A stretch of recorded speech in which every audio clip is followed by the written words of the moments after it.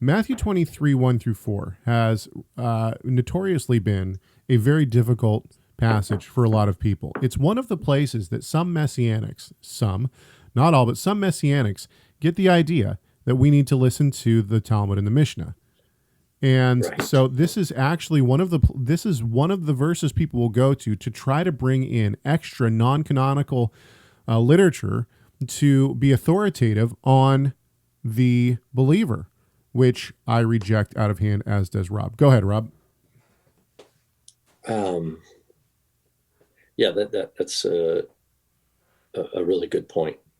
The context of Matthew 18, if you go back to the beginning of 18, it's the disciples came to Yeshua and asked him.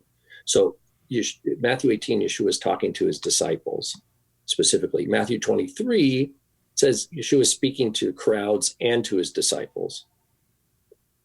He's speaking to a larger audience, and he's affirming the authority of the Pharisees and the scribes. He's not affirming Sadducees. He's not affirming Essenes. Basically, he's saying, he's just telling the crowd, stay away from the Sadducees, stay away from the Essenes. The Pharisees have the basic interpretive tradition of the Torah, which affirm the feast days, the basics of the calendar, counting the Omer, the resurrection of the dead, the basic canon of Scripture. In other words, Enoch is not Scripture, right? Right? This is the basic canon that we call the Tanakh, that the Masoretes preserve, is the product of Pharisaic and scribal institution. Do you believe that the seat of Moses is a physical seat? Later on, we have later sources in the rabbinic texts about the cathedra de Moshe in Aramaic, and it's this Greek word, this for seat.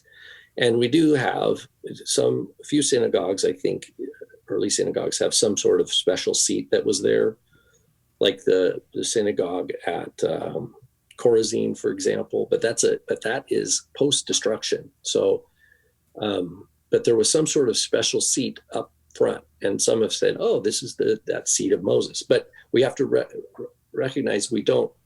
None of these stone chairs that we found say, this is the seat of Moses, where Moses sits, right? Yeah, can I tell you what I think what I think Matthew the Matthew passage is saying?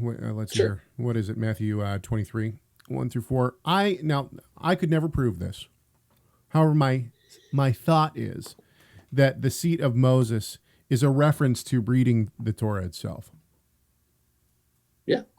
No, I think that's the simplest. In other words, when you hear the Torah read by the scribes and the Pharisees in the synagogue, that's what you're supposed to keep. And that's what James says in Acts, the book of Acts, right? He says, "For Moses is preached every Shabbat." He's not talking about Sadducean places. The synagogues throughout the diaspora had the predominant strain of Jewish teaching was scribal first, because if you had to have a text, you had to have something, right? And Pharisaic, they promoted some sort of calendar that people could observe throughout the diaspora, and a canonical body of authoritative Torah and prophets and writings. And it's affirmed throughout the apostolic writings. So, I mean, my thought is that the idea that what they do, in other words, they're going to say a bunch of stuff, tell you to do a bunch of stuff. Don't listen to that.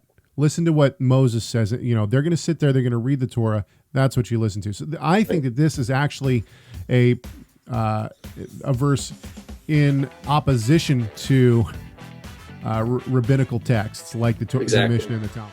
Make sure to subscribe to our YouTube channel by clicking the subscribe button, and check out more videos from Messiah Matters.